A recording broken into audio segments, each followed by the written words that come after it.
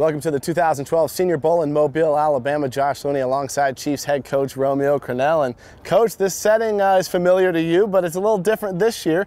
Back in the driver's seat as a head coach of an NFL team, I'd imagine things are a little bit different this year in Mobile.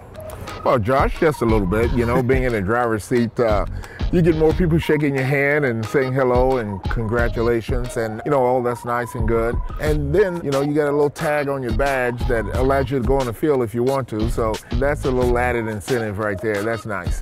This year in 2012, really the scouting for the coaching staff, I imagine, kind of starts this week and continues full time up through the draft. What role will you play in evaluating these prospects and helping Scott in the personnel department?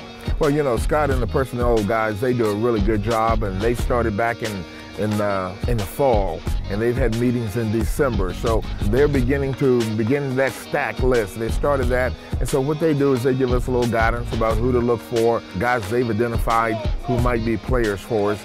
And so when we come down here and then through Indy and through the draft, we can hone in on some guys and see who we like or dislike. And what we do is we compliment Scott and his group. The last two drafts, the Chiefs have selected 16 players. 8 of them have been Senior Bowl alums, and 4 of those 8, so 25% of the last 2 years' worth of draft picks, are defensive players. You have guys like Alan Bailey, guys like Cameron Sheffield, Javier Arenas, and Jaleel Brown. For players like that, is there anything you remember about their performance in Mobile, or what can a player do to catch your attention that you think, you know, this is a guy we really want to take a look at?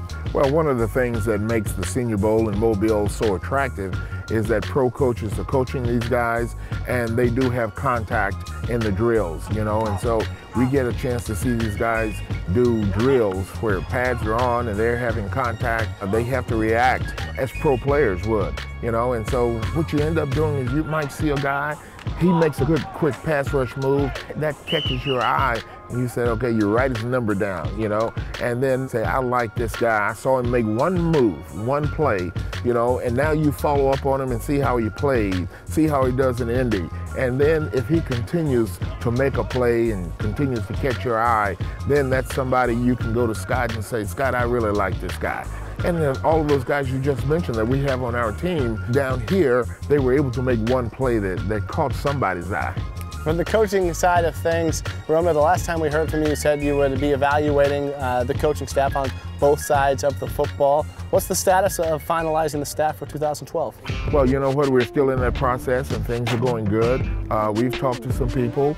We will continue this process, and then when we get it finalized, we're going to let everybody know. I know fans are always impatient. They want you to name an offensive coordinator and say, this is our staff, and just roll it out right there. But this week in Mobile, there are a lot of coaches here. There are coaches from every team and coaches who currently aren't affiliated with any team. Will you use this week to conduct some interviews? Sure. You know, this is a great venue for that because there are so many coaches here, and unfortunately many of them are out of jobs, and so those are the ones that we can talk to. But you do that, and that gives you an opportunity to do a good thorough job of maybe trying to find the best guy that will fit the situation that we're in.